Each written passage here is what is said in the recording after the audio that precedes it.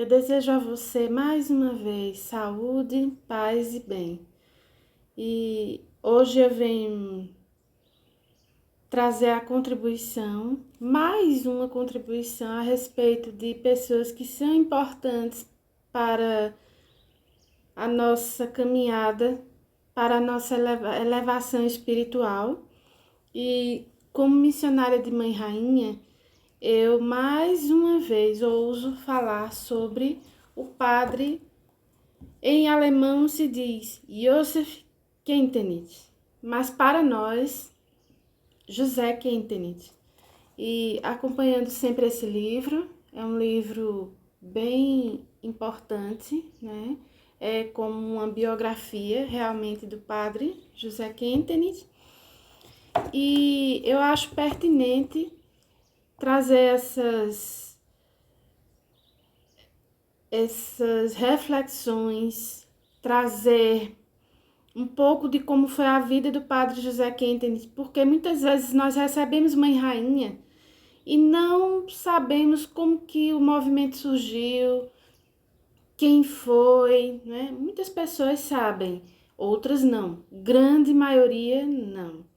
Então, eu me valho do canal para tanto mostrar mais quem foi essa pessoa tão importante para o movimento de Schanstatt, que foi o padre José Kentenich, como também em breve eu vou falar sobre João Luiz Possobon,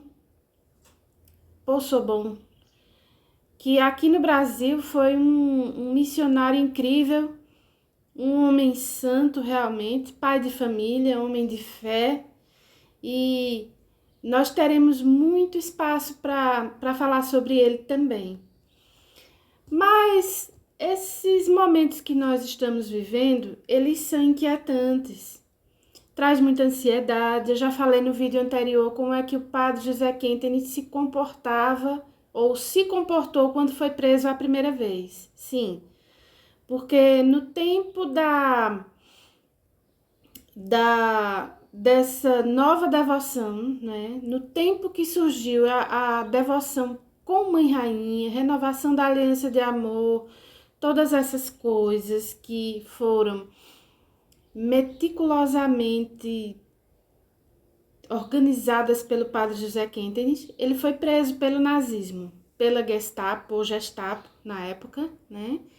E não, a vida do padre Kentenich, aos nossos olhos, né? Nós, pobres pessoas que não estamos ainda tão aprofundados na espiritualidade, para nós a vida dele foi só espinhos, para ele um mar de rosas.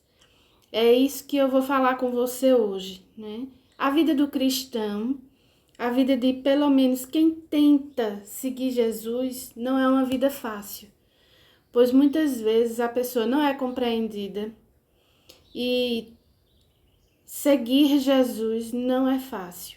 E quando eu falo seguir Jesus, eu não estou falando das freiras e dos padres, não. Estou falando de nós, leigos, né? Eles já têm o estudo, eles já têm a vivência monástica, então os padres, as freiras, os frades, né? Eu estou falando de nós, né? É muito complicado. Não que para eles não seja também, mas para nós é mais, com certeza, né? Temos os nossos afazeres, as nossas obrigações, vivemos em sociedade e é tudo muito frágil hoje em dia e delicado. Então, imitarmos Jesus, como estou lendo o livro Imitação de Cristo, não é fácil, né? Mas dentro da nossa pequenez, mais complicado ainda é ser cristão, porque o exercício do perdão deve ser uma constante. Isso entre casais, isso entre todas as pessoas com as quais convivemos, familiares ou não. É um exercício de piedade, é um exercício de amor. Amor ao próximo, vendo nele a pessoa de Jesus.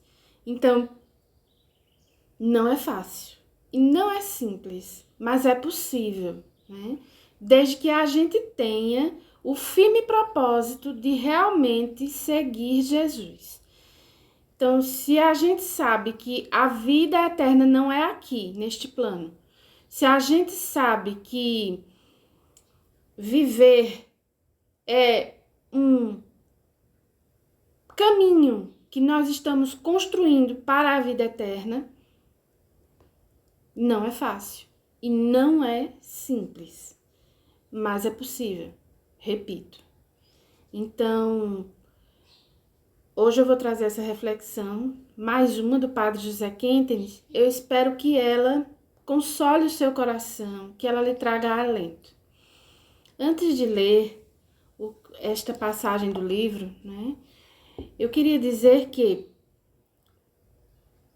a proposta de seguir o Cristo ressuscitado, ela não implica em nos deixarmos tanto de lado. Porque a gente sabe também que quanto mais a gente procura dar o nosso melhor, há quem não se importe. Então, fazemos a nossa parte. E se o outro não quis enxergar, que isso não seja motivo para nós cairmos, mas para seguirmos em frente. Só que mais conscientes, né? Se a gente for olhar, Jesus curou 10 leprosos e só um agradeceu. Então, se o próprio Jesus, se o próprio Deus encarnado passou por esse tipo de situações, foi também para nos deixar esse exemplo. E nós precisamos nos blindar quando essas atitudes acontecerem na nossa vida, para que a gente não entregue os pontos e não termine dizendo não vale a pena crer, não vale a pena seguir, não vale a pena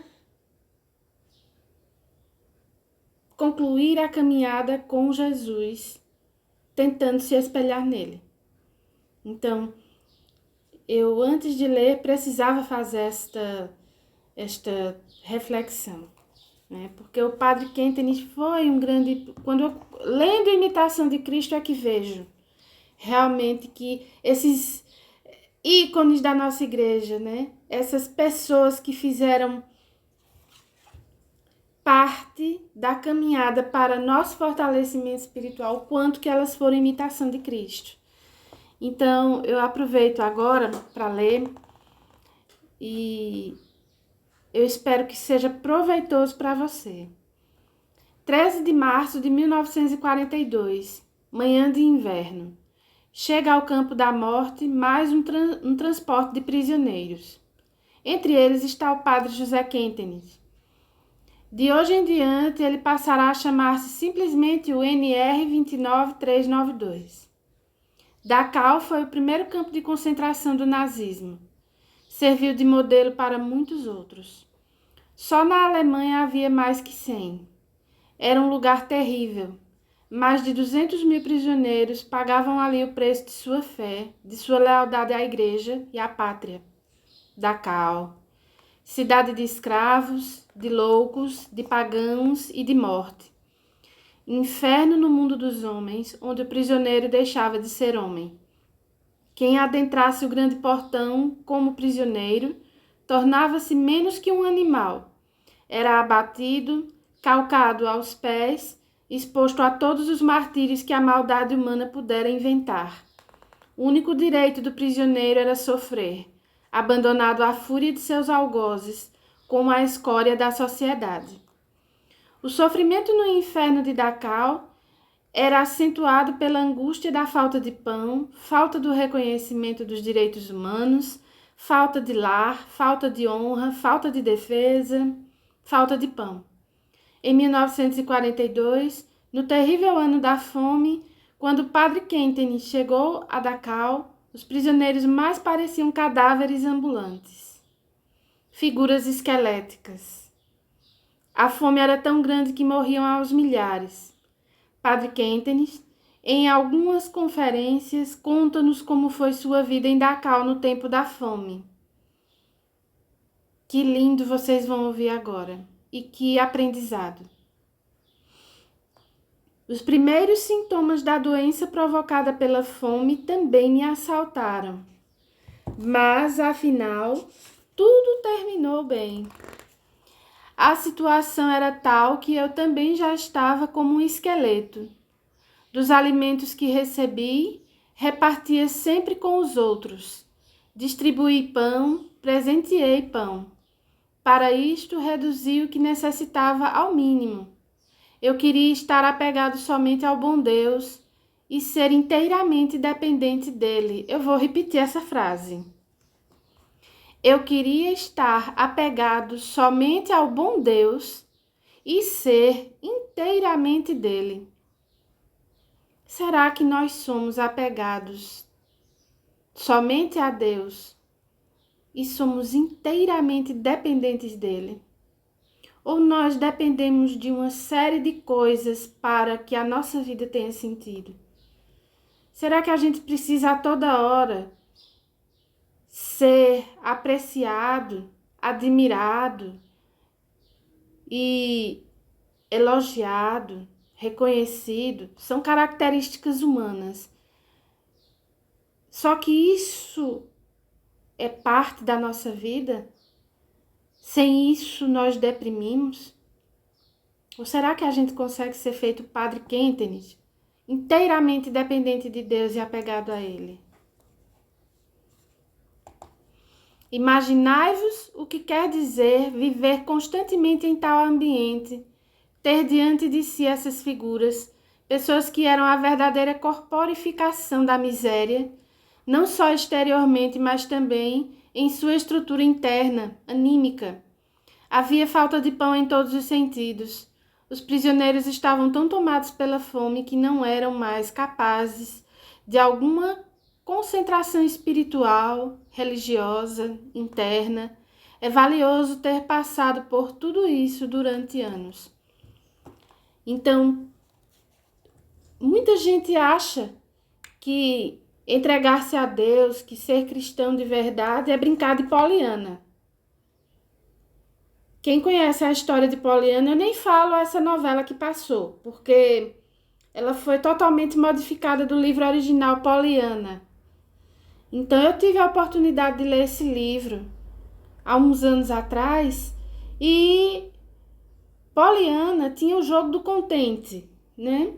Então muitas vezes as pessoas dizem: ah, ser cristão é brincar de Poliana, né? Brincar de contente. Só que vai muito mais além quando a gente se propõe a seguir Jesus que brincar do jogo do contente, né? É a gente ter a consciência de que em tudo Ele proverá, tudo Ele nos ajudará, em tudo Ele estará segurando nossa mão, tudo Ele fará para que as coisas concorram bem conosco. E com o Padre Kentenich não era diferente. Enquanto ele era total entrega a Deus, Deus cuidava de forjar seu coração, de não se escandalizar com os horrores, não mergulhar na tristeza, nos horrores. Quando Jesus diz que nós somos sal da terra e luz do mundo, eu só consigo enxergar no Padre Kentenich a personificação dessa frase: vós sois a luz da terra, o sal da terra e luz do mundo. No campo de concentração em Dachau, Padre José Kentenich, ele era sal da terra e luz do mundo. Não é brincar de Poliana, de jogo do contente. É ser sal da terra e luz do mundo, como Jesus nos deu esse título de honra. E nós podermos ter o privilégio, como batizados, de ter essa bonita missão, temos um entre tantos inspiradores. Eu falo mais no Padre José Kentenich por conta do movimento de Mãe Rainha. As pessoas ainda não conhecem a profundidade do movimento. E eu não falo só a nível de Pernambuco, eu falo a nível de Brasil, né? As pessoas, às vezes, elas recebem a imagenzinha como se fosse um amuleto, um bibelô, e é muito mais que isso, quando nós nos aprofundamos em saber quem foi o padre José Quentin, quem foi o movimento de Schanstatt, né? Que ainda hoje vive em movimento. Então, ser sal da terra, um recebedor de Mãe Rainha, ele é chamado a ser sal da terra e luz do mundo. E ninguém melhor que Maria Santíssima para conduzir essas famílias neste chamado, né? Que Jesus, seu divino Filho, faz.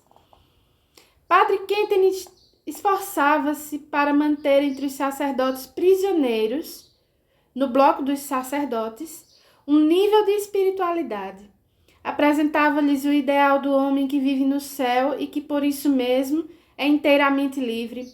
Esforçava-se para que cultivassem um conceito de vida mais elevado, a fim de poderem vencer as situações primitivas do campo de concentração. Gostava de resumir os pensamentos fundamentais que lhes dava num lema: nós, sacerdotes do campo de concentração de Dachau, vivendo nas condições mais primitivas, não queremos reagir de modo primitivo, mas de modo singelo e autêntico. E se for a vontade de Deus, morrer heroicamente no campo de concentração como personalidades fortes, ou mais tarde, como sacerdotes amadurecidos, continuar a trabalhar com zelo e fecundidade para o reino de Deus. Esta era a atitude do padre Quentin. Ali no campo de Dachau, ele não era apenas um prisioneiro a mais, era apóstolo do reino de Deus. Mesmo em perigo de morte, tendo constantemente a morte diante dos olhos, procurava ajudar seus co-irmãos no sacerdócio de todas as formas possíveis. Ele distribuía pão e alimentos que recebia de Schanstatt. Considerava-se ali a serviço dos irmãos. E para fechar esse vídeo, porque nós vamos dividi-lo em várias partes, semanalmente sempre eu me proponho a colocar algo de Schanstatt aqui, né? Eu vou encerrar com esse testemunho. Um prisioneiro conta: devemos muito ao padre Quentin. Ele nos dava pontos de meditação à noite na rua do bloco ou num canto do dormitório. Era o único alimento espiritual que recebíamos. É muito bonito ver como as pessoas conseguiam enxergar espiritualidade mesmo em meio à dor. Porque o sal da terra e luz do mundo, Padre Quentin, estava ali. E muitas vezes a gente passa por uma situação que a gente fica triste e diz: meu Deus, por que eu estou passando por isso? Meu Deus, por que eu estou aqui? Meu Deus, por que eu? Né? E se a gente pensa, sou batizado, sou batizada, tenho uma missão, ser sal da terra e luz do mundo. E se eu fui plantada neste lugar, nesta situação, é porque algo Deus quer de mim, Deus quer me usar. Os sofrimentos, eles se tornam menores. É muito importante a gente saber disso. Depois que eu comecei a mergulhar no movimento de Schanstatt e entender quem era Padre José Quentin, eu consigo enxergar situações conflituosas, situações tristes, como degraus para que eu possa, de alguma forma, na vida de alguém, seja quem for, ser sal da terra e luz do mundo. Talvez eu ainda esteja muito longe disso, mas todos os dias eu busco esse caminho. Então, meu irmão, minha irmã, eu espero hoje ter contribuído um pouco. Se você recebe Mãe Rainha na sua cidade, no seu estado, as famílias recebedoras de Schanstatt aqui na comunidade Frei Galvão, se vocês não sabiam, agora vocês sabem mais um pouco. Eu tento da melhor forma possível trazer simplificado, trazer uma linguagem que a gente possa realmente passar a mensagem. E eu espero que com isso você se fortaleça na fé, porque é para isso que somos chamados, é por isso que somos cristãos, é por isso que somos batizados, para sermos sal da terra e luz do mundo. E nós precisamos de referências. Todo ser humano precisa de referência. O meu desejo é que, além de Jesus Cristo, né, que é a nossa maior referência, é o nosso grande canal de amor, que é a segunda pessoa da Santíssima Trindade que se personificou por amor a nós, que você, como recebedor de Mãe Rainha, ou até mesmo se você não recebe Mãe Rainha, mas que conhecendo a vida deste homem, o Padre José Quentenis, você consiga começar a acender as lâmpadas da sua espiritualidade. E entender que, se você é recebedor ou recebedora de Mãe Rainha, você não recebe apenas uma imagenzinha que passa um dia ali na sua casa, mas que você não sabe exatamente por que você recebe, né? Eu acho que é uma contribuição que eu deixo, e mesmo que eu vá um dia embora desta vida, ela fica eternizada no vídeo, né? Então, este tipo de legado eu quero deixar. Eu sou um ser humano cheio de falhas, reconheço todas elas. Muitas vezes eu mergulho profundamente nas minhas sombras para reconhecer realmente quem eu sou. Mas eu procuro ao máximo, principalmente com a missão de missionária das imagens, tentar trazer um pouco de luz para o movimento, tentar agregar para o movimento, não só da minha comunidade, mas a nível de, eu acredito, de mundo, porque são tantas pessoas que estão de tantos lugares neste canal, que eu me sinto muito honrada e feliz, né? E grata, sobretudo, a nosso Senhor Jesus Cristo. Então, eu me despeço, desejando a você saúde, paz e bem. Uma vez por semana eu falarei do movimento de Shanstante aqui. Que nosso Senhor Jesus Cristo proteja você, a Mãe, Rainha e Vencedora 3 vezes admirável também. Deus abençoe. Saúde, paz e bem. Até o próximo vídeo, se Deus quiser. Ou live. A qualquer momento nós teremos live por aqui. Deus abençoe.